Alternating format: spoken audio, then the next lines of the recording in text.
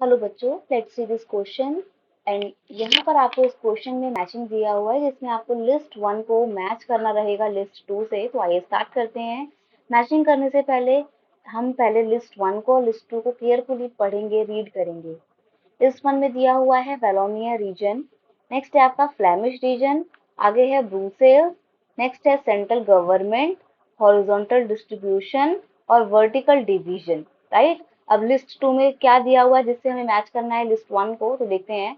Number of Dutch and French speaking minister shall be equal, यानी कि Dutch भाषा बोलने वाले और फ्रेंच भाषा बोलने वाले जितने भी मंत्री हैं, मिनिस्टर्स हैं, उनकी संख्या इक्वल होगी, बराबर होगी।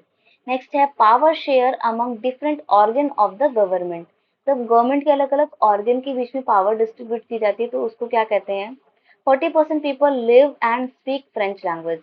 40% लोग पूरे बेल्जियम में फ्रेंच लैंग्वेज बोलते हैं। और वो लोग कौन से रीजन में रहते हैं, तो आपको फ्रेंच स्पीकर्स का रीजन बताना है। नेक्स्ट है power share among the government at different level. जब सरकार के अलग अलग लेवल के बीच में पावर्स को डिस्ट्रीब्यूट किया जाता है तो उसको क्या कहते हैं। Separate government in which both communities have equal representation, यानी कि दोनों ही कम्युनिटी की गवर्नमेंट का इक्वल रिप्रेजेंटेशन होगा और उनको इक्वली पावर डिस्ट्रीब्यूट की जाएगी। नेक्स्ट है 59% people live and speak Dutch language, यानी कि 59% लोग जो हैं वो डच लैंग्वेज बोलते हैं और वो कौन से रीजन में रहते हैं। ठीक है। तो अब हम यहाँ पर देखेंगे, मैच करेंगे। लेकिन देखिए, आपने जब इस पूरे क्वेश्चन को पढ़ा तो आपको कहीं पर भी ये चीज नहीं लगा होगा कि इसमें एक कॉमन चीज है, तो इसलिए क्वेश्चन का ना कोई की कंसेप्ट यहाँ पर नहीं बनेगा। तो बस हमारे को मैच करना रहेगा। ठीक है। तो आइए स्टार्ट करते हैं मैचिंग करना। वेलोनिया रीजन की अगर हम बात करें तो वेलोनिया रीजन कहाँ पड़ता है। वेलोनिया रीजन जो है आपका पड़ता है बेल्जियम में। अब बेल्जियम की कैपिटल क्या है। बेल्जियम की जो कैपिटल है वो है ब्रुसेल्स।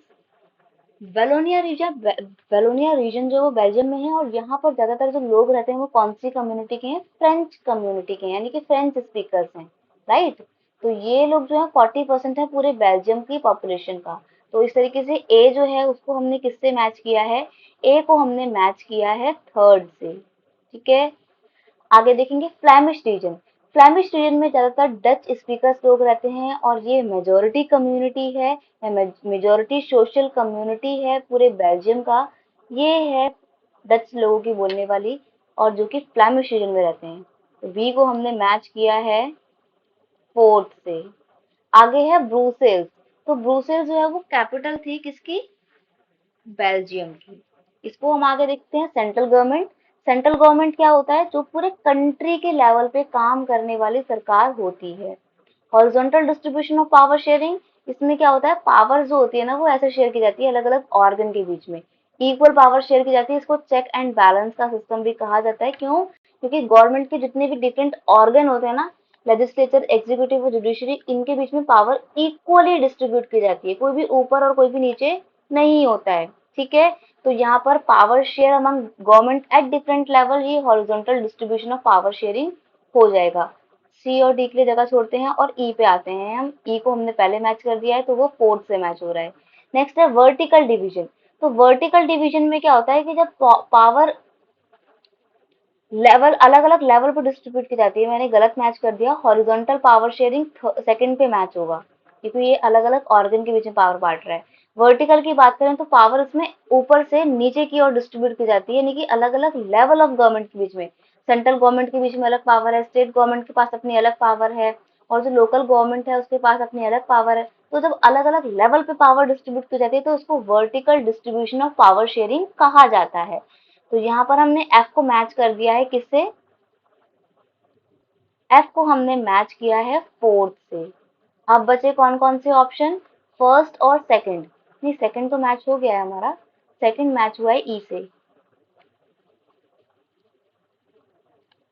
अब हम देखते हैं first, number of Dutch and French speaker minister shall be equal.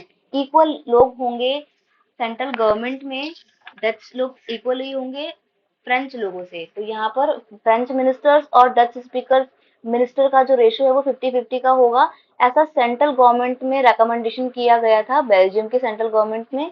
तो डी को हमने मैच कर दिया किससे, वन से। ठीक है। अब देखेंगे ब्रुसेल्स। तो ब्रुसेल्स में क्या किया गया था?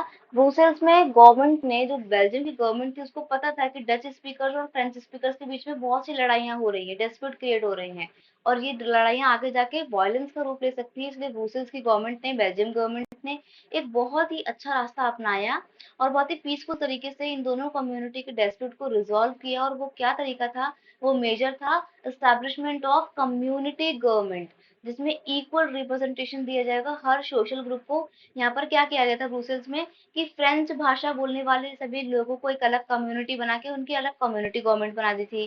फिर डच भाषा बोलने वाले सभी लोगों को एक जगह कंसोलिडेट करके उनकी एक अलग सोशल कम्युनिटी की गवर्नमेंट बना दी गई थी। डच लोगों की अलग गवर्नमेंट थी। तो ये स्टार्टिंग किया गया था ब्रुसेल्स में, जो कि कैपिटल है बेल्जियम की। इसलिए सी को हम मैच करेंगे किससे? फिफ्थ से। और इस तरीके से पूरी आपकी मैचिंग जो है वो हो गई है। तो ये हमने अरेंज कर ली किसकी मैचिंग किससे होती है। अब हम ऑप्शन मैच करेंगे। ए का थर्ड, तो यहाँ पे सेकंड है, इसको एलिमिनेट कर देंगे, ये भी एलिमिनेट हो जाएगा, ये भी एलिमिनेट हो जाएगा। सिर्फ ऑप्शन सी जो है वो बिल्कुल सही जाएगा आपका। ठीक है, आगे मैच करने की जरूरत ही नहीं है। बाकी हम देख लेते हैं। ए का थर्ड, बी का सिक्स्थ, सी का फिफ्थ, डी का वन, ई का सेकंड और एफ का फोर्थ।